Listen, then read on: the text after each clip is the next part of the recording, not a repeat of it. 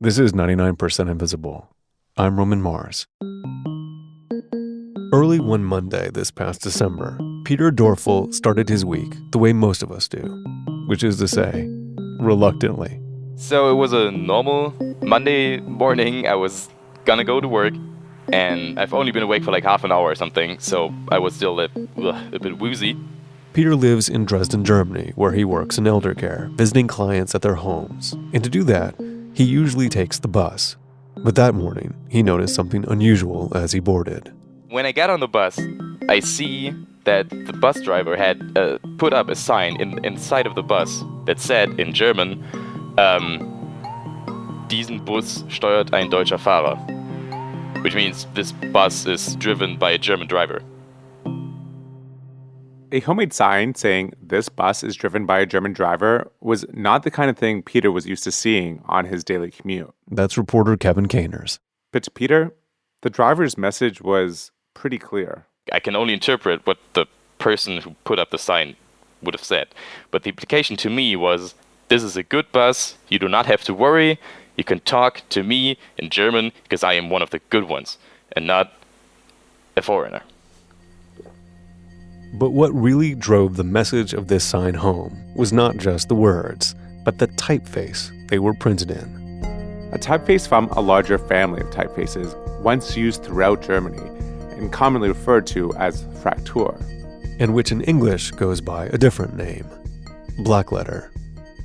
Blackletter is the type of old-timey Gothic typeface that you often see used for the bold front titles of newspapers, like the New York Times or Washington Post. You might also see it on tattoos or the t-shirts of heavy metal bands. Put it on a page, and it brings to mind the time of castles, knights, and feather quills.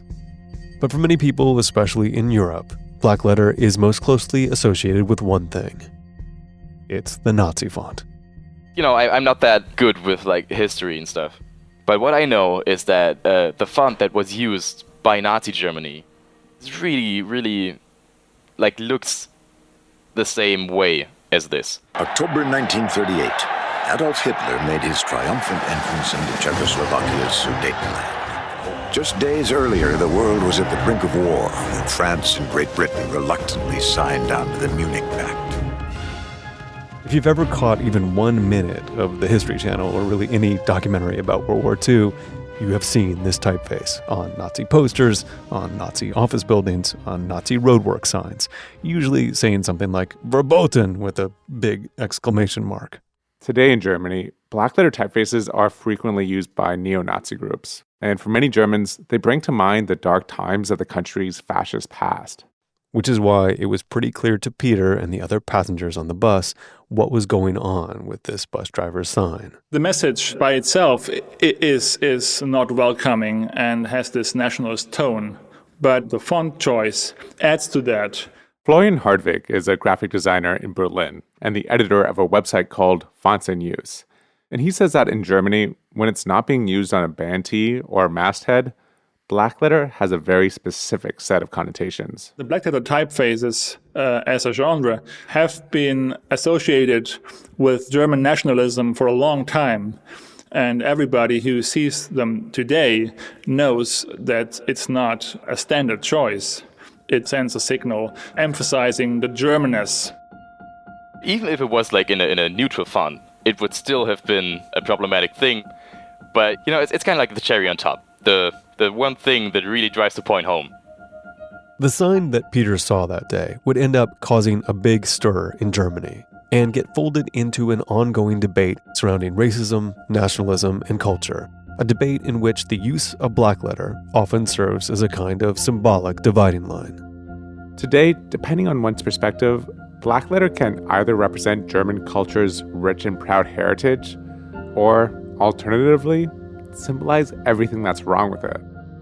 But to understand how people's feelings about a simple typeface got to this point, we need to go back to the moment of its birth. Because once upon a time, in that bygone era of knights and castles and feather quills, blackletter wasn't limited to Germany. It wasn't even Germanic. Instead, it was used all across Europe. Blackletter may seem incredibly ornate, like it was created for the sole purpose of turning letterforms into little individual flourishes of art. It definitely does not seem like a common means of communication. But back in the Middle Ages, blackletter with its angular forms was actually considered practical, especially for monastic scribes copying out entire books by hand. Blackletter initially developed in the Middle Ages because forms that had these kinds of angles were easier to write more rhythmically and correctly than rounded forms. Dan Reynolds is an American type designer and historian who has been living in Germany for the last 2 decades. And he says that today we're used to typefaces with perfectly rounded curves. Think of our O's, U's, P's, and C's. But while these shapes look easy enough to draw, if you're using a quill to draw out thousands of them, page after page, they're not. And then, just as now, readers valued standardization in the text. Every letter, even the rounded ones, had to look exactly the same. But it was hard for a monk copying out a long text to draw consistently perfect circles. So blackletter writing styles probably arose so that the products would be more even in their appearance and probably also faster to produce. If you were a scribe, it was a lot easier to produce all those O's and U's and C's out of a series of short, straight lines. The technique of using straight lines instead of perfectly rounded curves gave the letters a fragmented appearance, which is actually how Germany's most common form of blackletter type would get its name, Fraktur. That's the Latin term for broken, because the letter forms have these broken angle curves. Blackletter was first developed in France in the 12th century, but within a few hundred years, it had become standard throughout Europe. It wasn't even really a stylistic choice. It was just what words looked like. It went unquestioned. That was what people thought of when they thought of writing, when they thought of a text. Susan Reed is head of Germanic Studies at the British Library, and she says that blackletter became so ingrained in the culture that even after it stopped being needed, people kept using it. And so when the printing press was introduced, most of the early typefaces were some variety of blackletter typeface. As with so many big leaps in technology, the printing press started off by borrowing heavily on the design conventions that came before it, even though the new operating principles made those conventions unnecessary. Even Gutenberg, the man who developed the first popular printing presses, was no exception. He went for a textura, a narrow, very angular blackletter typeface that was also used by scribes at that time. At first, the printing press appeared to only further cement blackletter's status as Europe's dominant form of writing, but soon it would be challenged by a very different kind of typeface. Roman. Kind of rolls off the tongue. And trust me, you've definitely seen Roman type before too. It's the style of letter that's associated with Imperial Rome. But just like the letters chiseled onto the side of an ancient marble column, Roman letters are sparer and more vertical than their blackletter counterparts. You'd also probably find them a lot easier to read, and there's a reason for that. The letters are instantly recognizable because they look like the letters that we've been reading our entire lives. Today, almost all major Western typefaces are Roman, from Times New Roman to Arial. Every time you open up Microsoft Word or Google Docs, you're using Roman type. It's our era's blackletter. It's just what writing looks like. Yes, I mean, it's a strange thing. People sort of ask, why Fraktur became the default typeface in Germany. And I almost want to flip the question on its head and say, why did Roman become the default everywhere else when most printing started in blackletter type? Roman script might have stayed lost to history, but right around the same time Gutenberg was printing blackletter Bibles in Germany, something else was happening in Italy. Renaissance scholars were rediscovering ancient Roman texts. You had this rediscovery in the Renaissance of classical literature in the classical world, and classical letter forms were being brought back. Committed to bringing back the culture and wisdom of antiquity, Italian scholars began consciously developing their own Roman-style letters, which drew heavily on the classical forms they encountered. And so when they started printing classical texts, then they started using those as well. At first, Roman type was used strictly for texts written in Latin, the language of antiquity and the church. But pretty quickly, and for reasons that remain a little hazy, Roman type broke out of its Latin cage and kind of took over.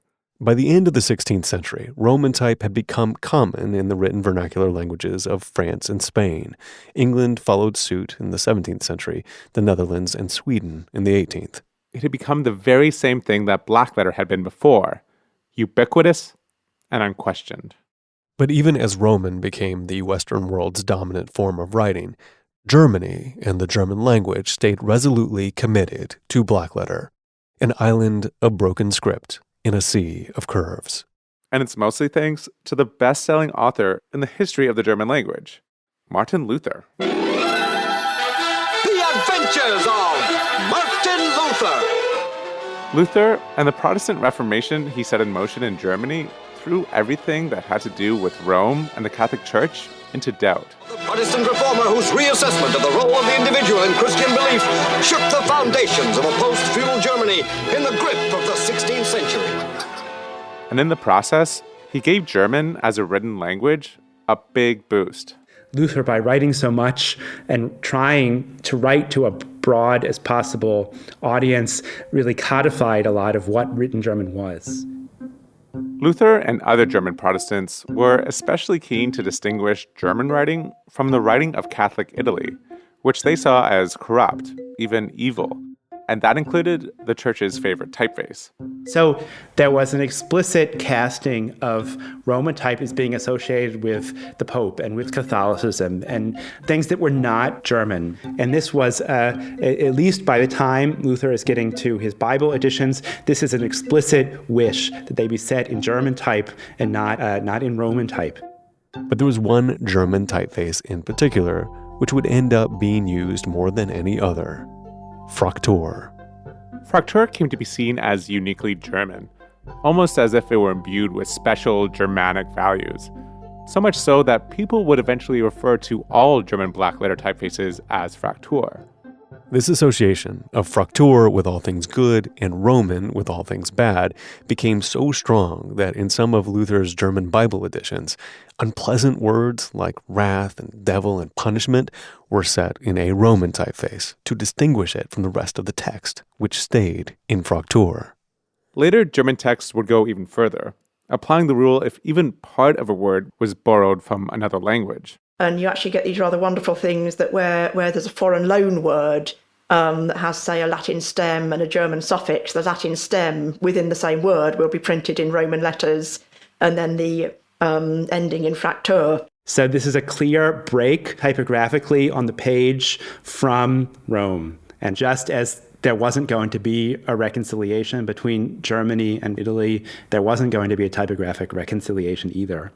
At first, blackletter remained popular in many parts of Protestant Europe, but one by one, the other Protestant countries began to give in to the temptations of Roman type, until finally, Germany was the lone holdout. In part because, unlike the people in those other Protestant countries, Germany remained a fragmented jumble of smaller states until the late 1800s.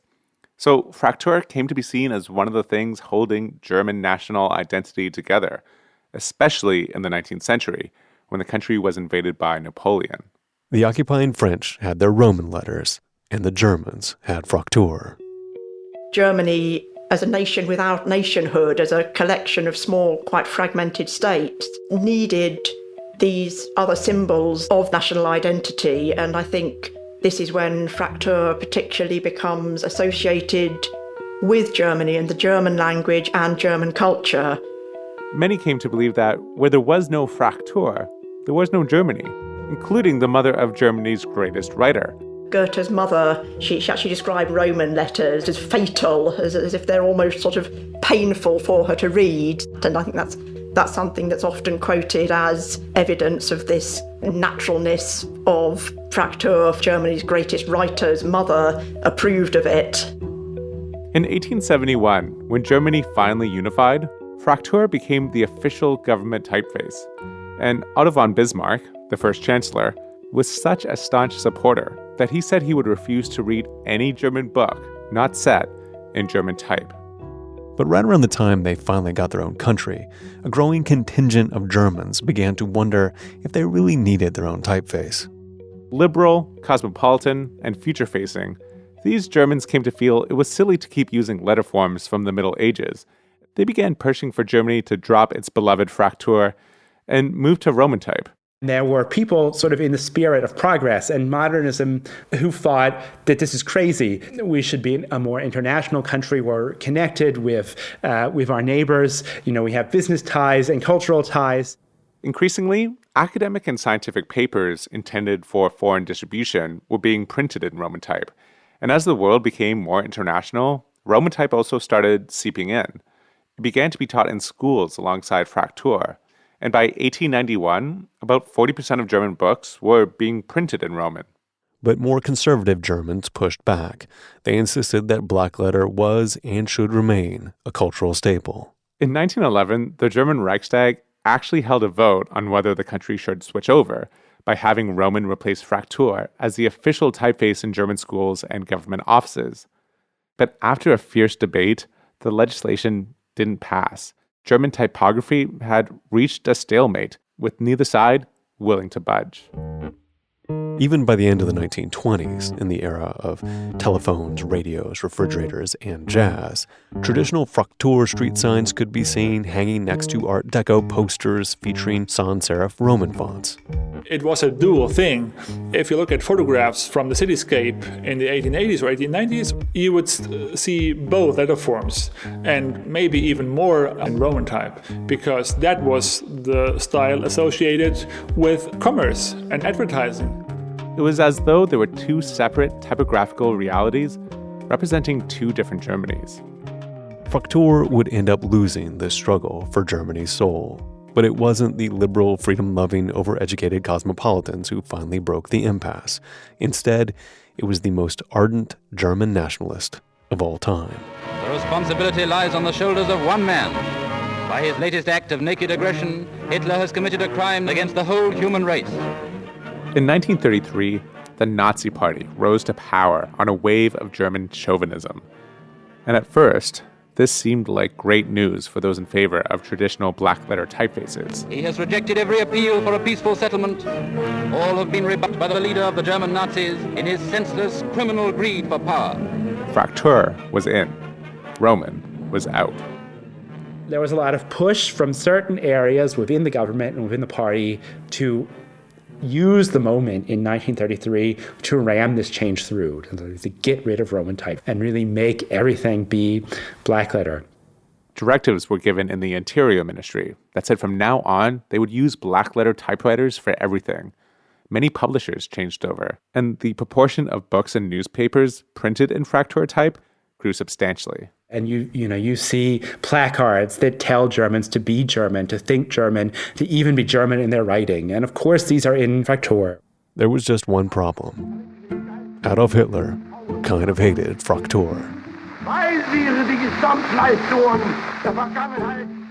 And in 1934, he actually made a speech in which he criticised the obsession with outward trappings of Germanness, among which he included Gothic-y writing. This Gothic romanticism, Hitler says, is ill-suited to our age of iron, glass, and steel.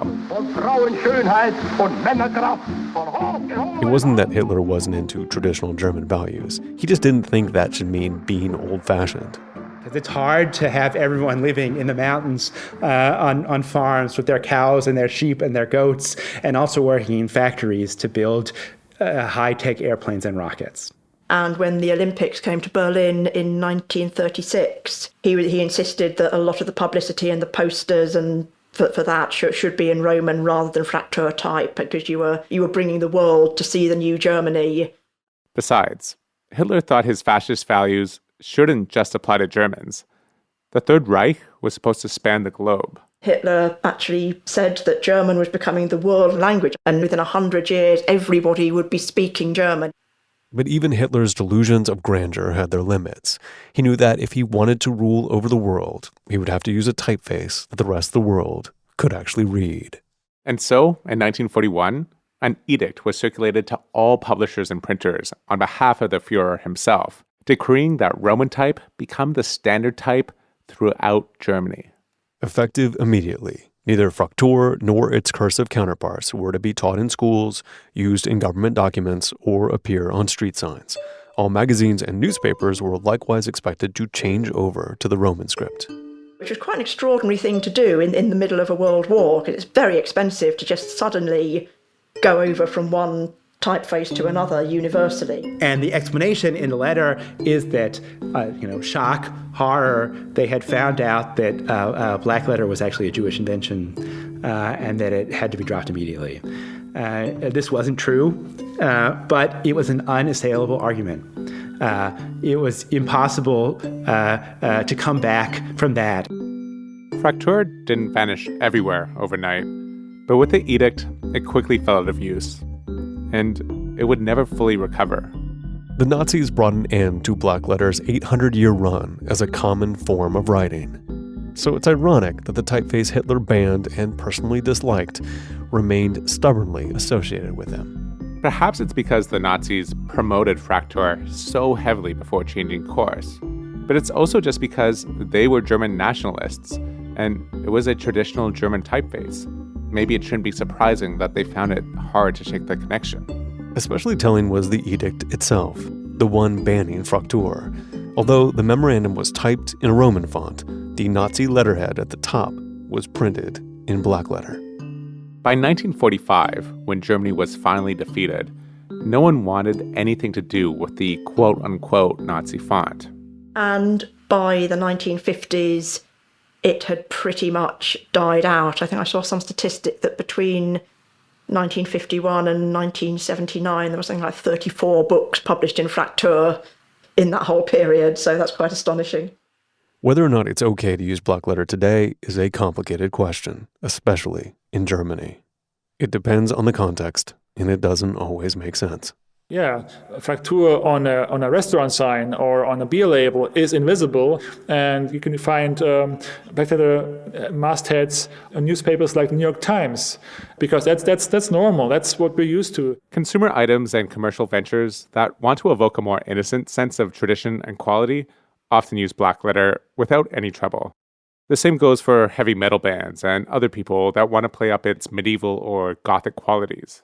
But there are also contexts where its use is not innocent and can't be forgiven as naive.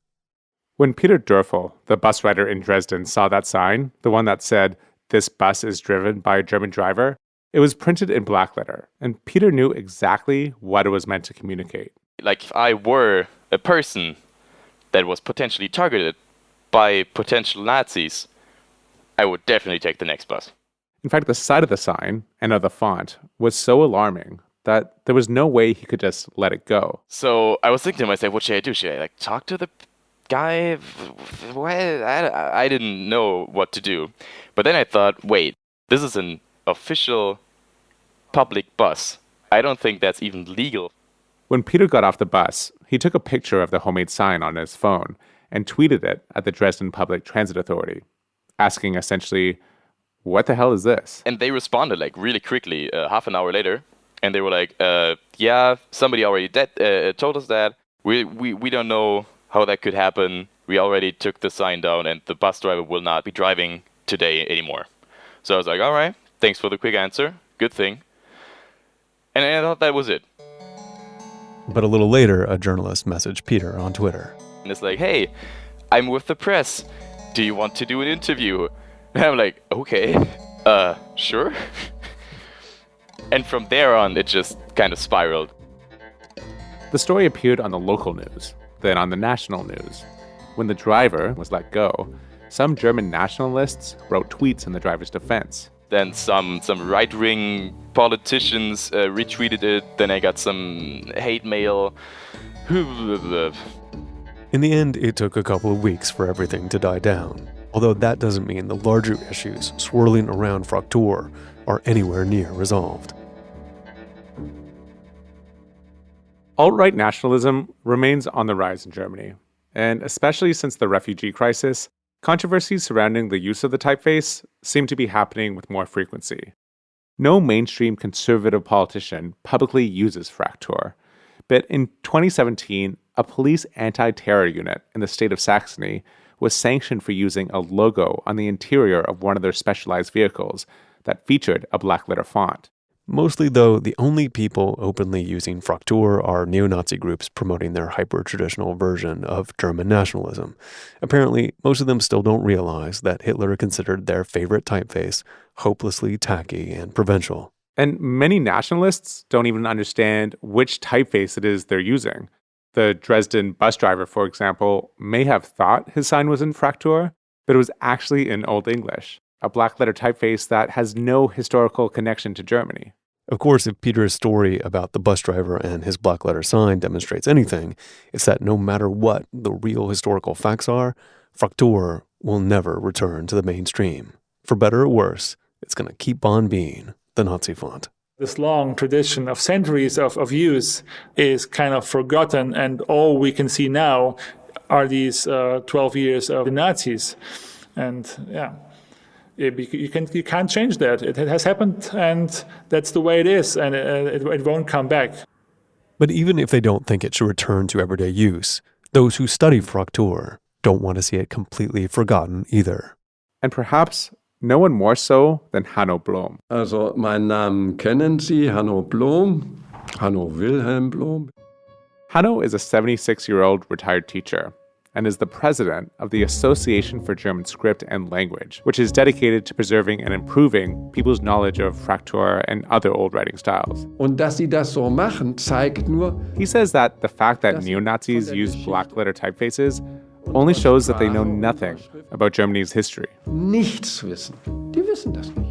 And much of this historical ignorance is for a deeply ironic reason. Most Germans have trouble reading older German documents precisely because they are in Fraktur. You could probably read something printed in Fraktur, but even then, only with a bit of effort and patience. And handwritten Fraktur is much more difficult. It's basically illegible for most people today. As a consequence, many of the books and letters and diaries of the past have become harder to connect with.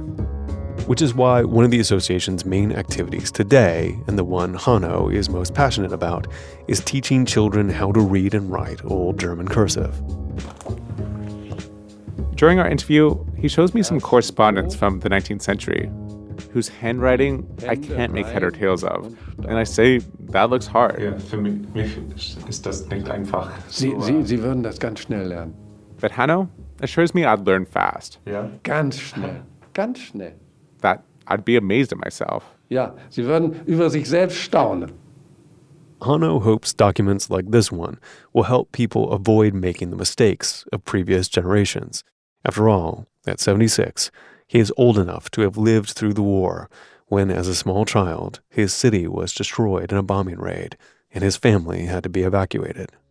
Wer nicht weiß, woher kommt, So he tells me how important it is that we learn from history. der weiß auch nicht, in welche Richtung künftig gehen sollte. About war and peace, and about how to get along. And about the Germans of the past, like Luther and Goethe, who wrote about all these things, and mostly in Fraktur.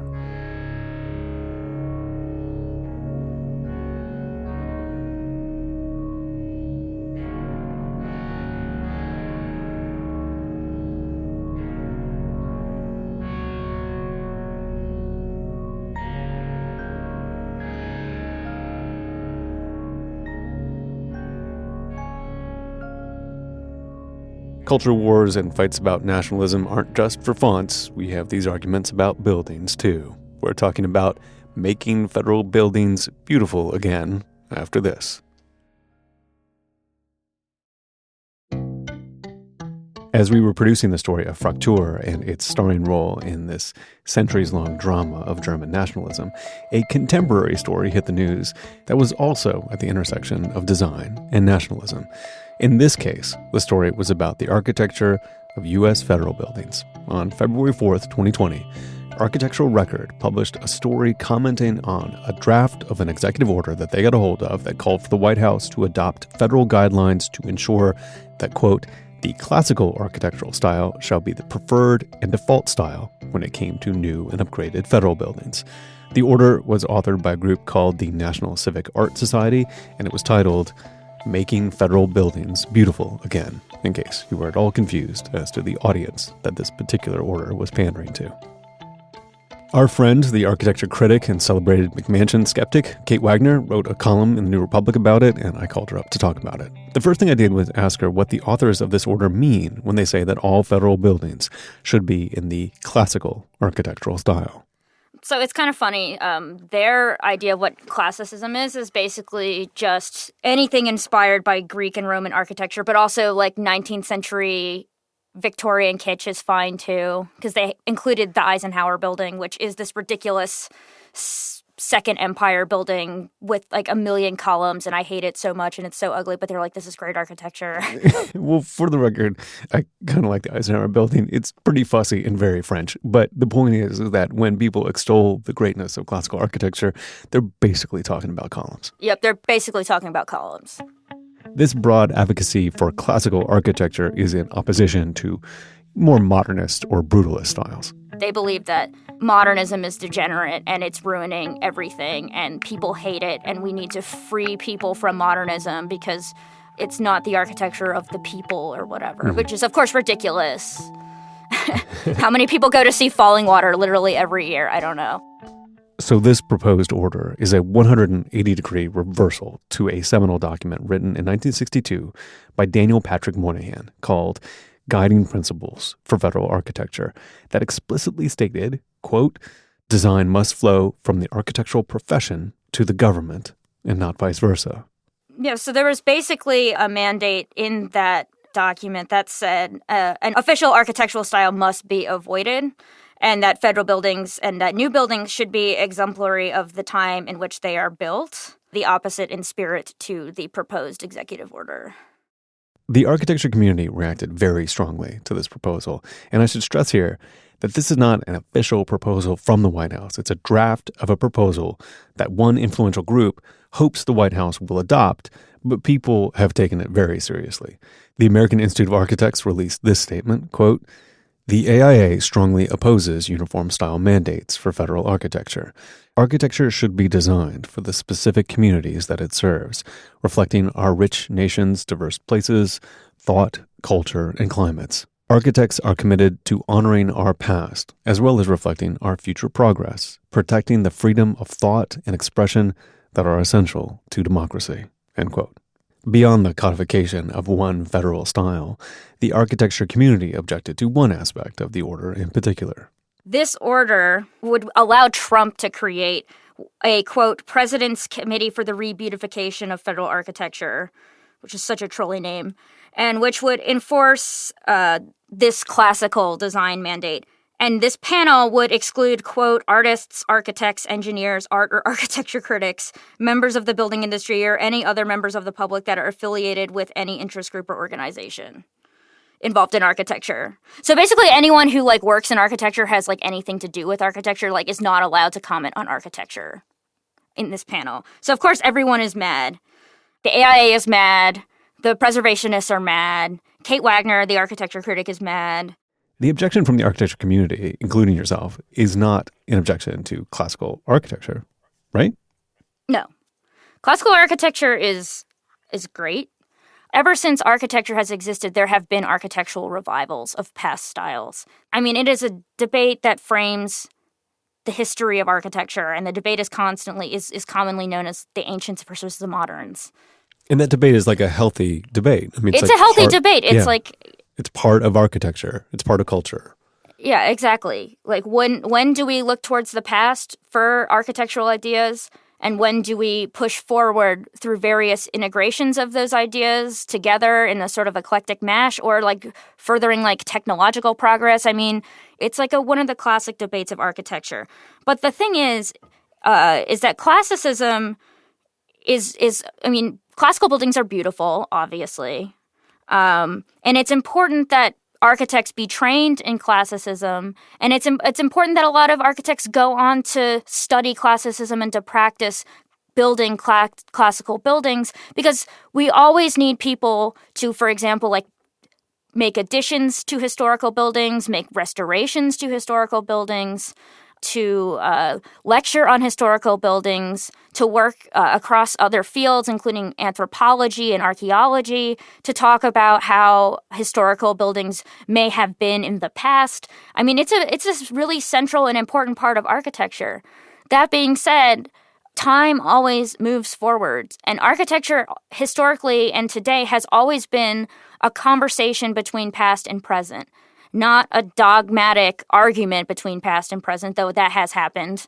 That's what preservation is supposed to be. It's not supposed to be like making a mothballed museum of every building. It's how do we reconcile historical architecture with contemporary needs, with contemporary economics, with contemporary politics. That's what preservation does. And modernism is included in that. The problem is not classical architecture. The problem is that there's a certain type of chud online who thinks that classical architecture is proof that Western society is better than other societies, and that like we had a beautiful Western society that was infallible but crumbled under like globalization or immigration or whatever right-wing like crypto-fascist element you think ruined columns. The one and only Kate Wagner. You can find her writing at The New Republic and McMansionHell.com. If you want to hear more from her, she's the star of episode number 232 of 99PI. It's called McMansion Hell. It's one of my favorites.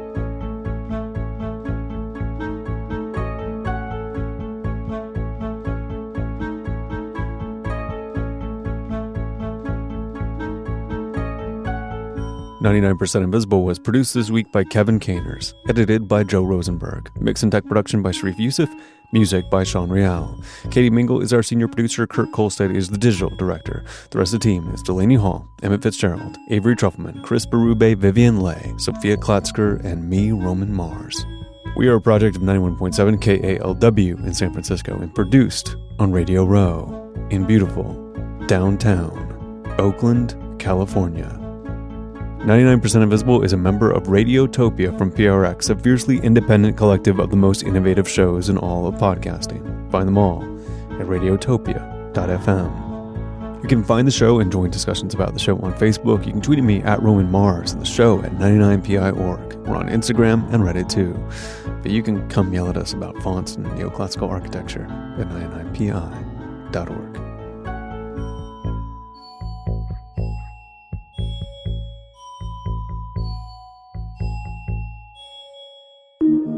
Radiotopia.